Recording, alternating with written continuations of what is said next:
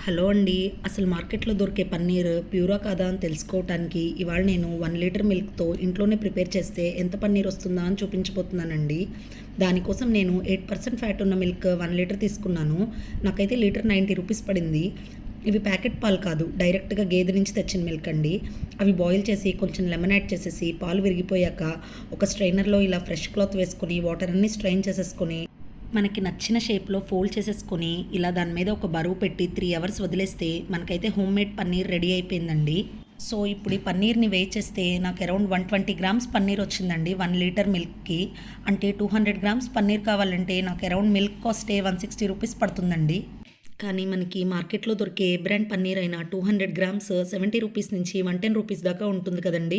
మరి ఆ ప్రైస్‌కి ఒరిజినల్ పన్నీర్ వస్తుందంటారా? మీ ఒపీనియన్ ఏంటో కామెంట్స్‌లో చెప్పేయండి. ఈ పన్నీర్ మాత్రం చాలా సాఫ్ట్‌గా వచ్చిందండి. నెక్స్ట్ ఏం ట్రై చేయమంటారో కూడా కామెంట్స్‌లో చెప్పండి.